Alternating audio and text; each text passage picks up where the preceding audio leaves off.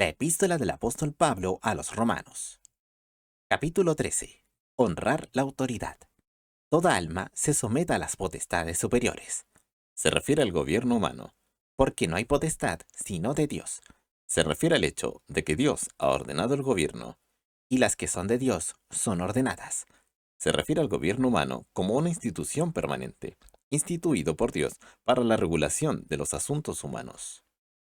Así que, el que se opone a la potestad, a la ordenación de Dios resiste. La anarquía no es de Dios, y los que resisten, ellos mismos ganan condenación para sí. La ley de la tierra siempre debe ser obedecida, con tal que no ofenda nuestra conciencia o la palabra de Dios. La condenación que se menciona aquí no necesariamente se refiere a la que viene de Dios, sino más bien de los hombres. Porque los magistrados no son para temor al que bien hace, sino al malo. Corresponde al derecho divino del gobierno de oponerse al crimen y proteger a sus ciudadanos. ¿Quieres, pues, no temer la potestad? Significa que el gobierno civil debiese ser respetado y todos temiesen violar la ley. Haz lo bueno y tendrás alabanza de ella. Se refiere a la obediencia de la ley, como todos los cristianos debiesen hacer, como también se asume que las leyes sean correctas y justas. Porque Él, el magistrado civil, es ministro de Dios para tu bien.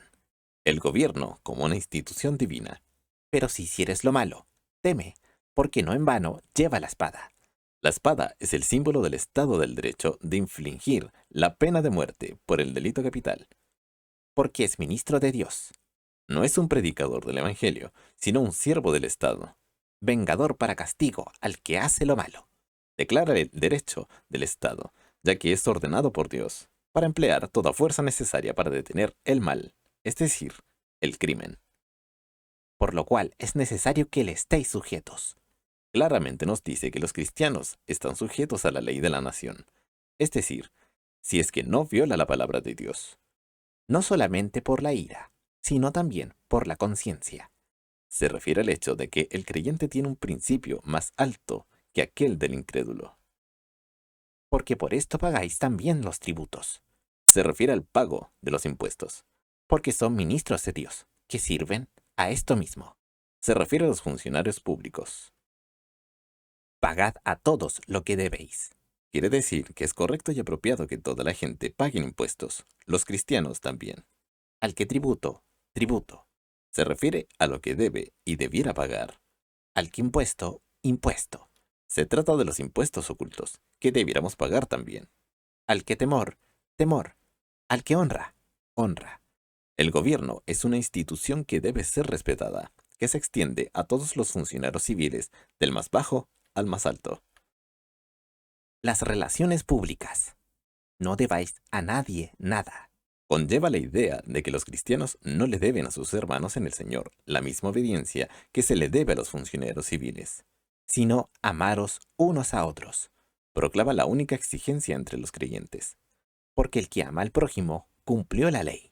Se refiere a lo que la ley de Moisés tenía como propósito, pero no podía llevarse a cabo, ya que solamente puede ser hecho bajo Cristo y solo Cristo.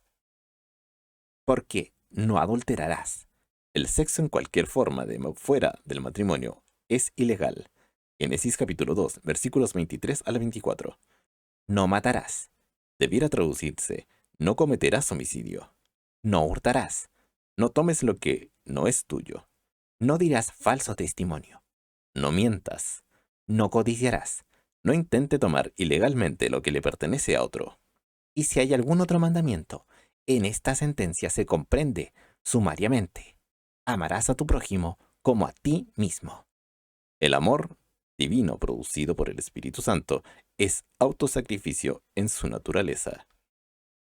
El amor no hace mal al prójimo, no hará daño a su vecino. Así que el cumplimiento de la ley es el amor. Expresa el hecho de que todo esto es lo que la ley formalmente requiere, pero solo puede ser hecho en Cristo. Y esto, conociendo el tiempo. En todo lo que hace el creyente, siempre debe tener en mente el tribunal de Cristo, que es ya hora de levantarnos del sueño. La apatía espiritual y el letargo deben ser quitados, porque ahora nos está más cerca nuestra salvación que cuando creímos. En efecto, se refiere al arrebatamiento venidero de la Iglesia, y el creyente, en ese momento, será glorificado. La noche ha pasado y ha llegado el día. Se refiere a todo hasta la resurrección venidera, como la noche. Todo después de la resurrección se refiere como el día.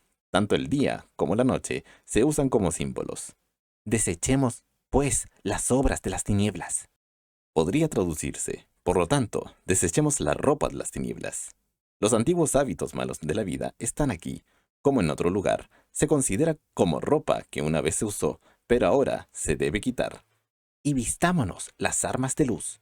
Podría traducirse, y revistámonos la ropa de luz. Andemos como de día, honestamente. Debiéramos portarnos de manera que corresponde a nuestra alta posición de vida como santos del Dios Altísimo. No en glotonerías y borracheras. Las costumbres del mundo No en cohabitaciones y disoluciones. significa la inmoralidad sexual de toda índole. No en pleitos y envidia. Describe la constante manipulación y explotación para sacar ventaja de los demás en cuanto a los negocios, lugar o posición.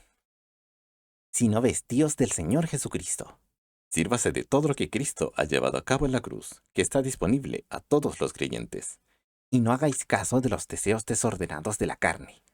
La fe en la cruz dará acceso amplio al Espíritu Santo dentro de nuestras vidas, y solo eso nos da la victoria sobre la carne.